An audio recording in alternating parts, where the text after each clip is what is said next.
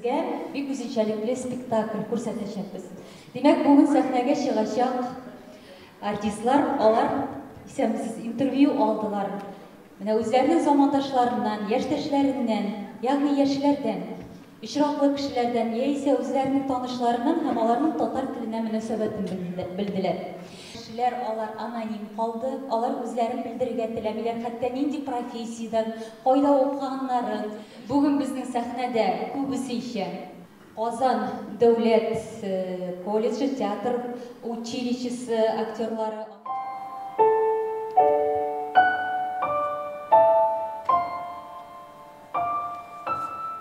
Бу замандагы Европалар нәрсә үз тарихында изге калдырса шуңар түгел.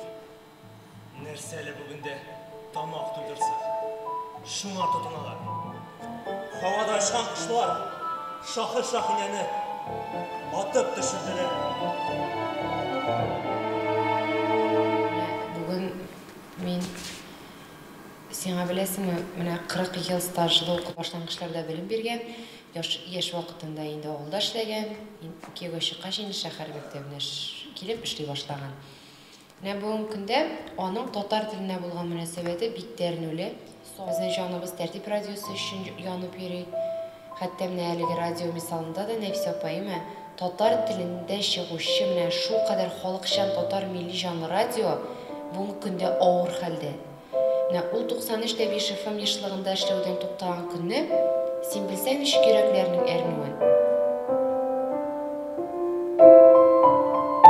Чемпионат по футболу. Это же огромные деньги, огромные миллиарды рублей заложены. Вместо того, чтобы обеспечить свою культуру, мы занимаемся тут приемом каких-то иностранцев, популяризацией. Вы вообще о чем говорите? Ауылга кайткач, әби, бабай белән сөйләшергә генә кирәк бит инде ул. И все. Казанга килгәч, все равно начинаешь болтать на русском. Вот я, например, с подругой тоже на русском разговариваю, хотя мы обе татарки. Так что мне кажется, что в будущем уже татарского языка, татарской культуры, традиций уже не будет.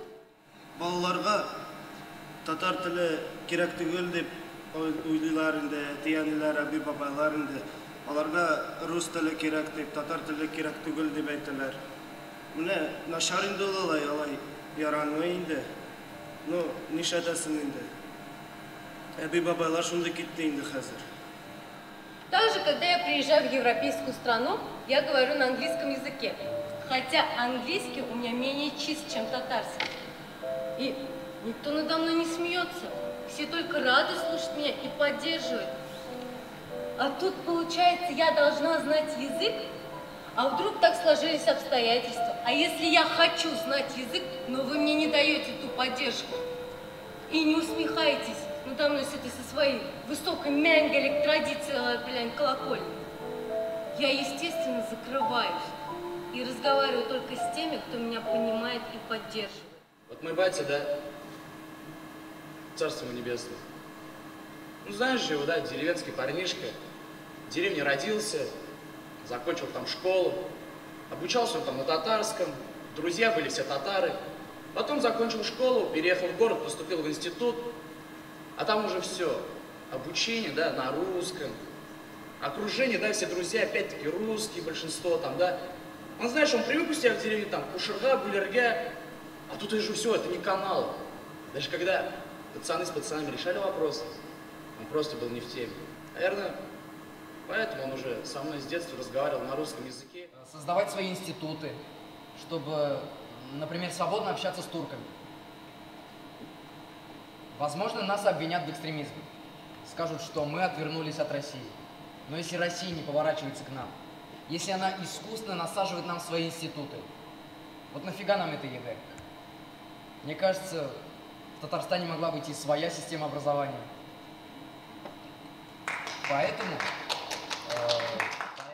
да если бы я даже своих детей учил только татарскому, то была бы большая опасность, что в будущем они не будут востребованы на федеральном уровне. Какие произведения? И Тугантель, и Матуртель, Эткемен Кемнинтеле, правильно же, да? Min tatarcha söylesem deyip yeriler bit. No, demek bu kimgedir kirek. Demek o kimgedir nindidir fayda kitire. Mana şulay. Min hazır özümnün мнениeni aytem. Лично özümneki. Миңа татар теле кирәкми. Әйе, ул миңа кирәк, өйдә әти-әни белән сөйләшергә, авылда әби бабай белән сөйләшергә кирәк ул миңа. Ләкин минем татар телендә ниндидер бер зур эш эшләгәнем юк. Һәм киләчәктә дә эшләрмен дип уйламыйм. Гадәттә әйтәләр, татар телен үстерү ул татарча сөйләүчеләрдән, русча белмәүчеләрдән, русча сөйләүчеләрдән, Казан мөхитендә яшәүчеләрдән тора дип әйтәләр. Ләкин минемчә, мин үзем фикеремне әйтим инде, ул татарча белмәүчеләрдән, русча сөйләүчеләрдән тора. Чөнки җиребез уртак һәм уртак җәмгыятьтә ниндидер бер уртак аралашу усулы барлыкка килә, ә безгә ниндидер тел сегрегациясе, ниндидер искусственный тел сегрегациясе. Бүгенге балаларга үзләренең туган телләренең кирәклеген аңлату җиңел түгел. Һәм монда безнең аңлату гына җитми, аны аңлату бигрәк тә ата-анадан кирәк дип саныйм мин. Ата-ана аңлатсын өчен җәмгыятьнең безнең туган телебезнең кирәкле булуын белгертүче ал шартларны тудырып торырга кирәк дип саныйм.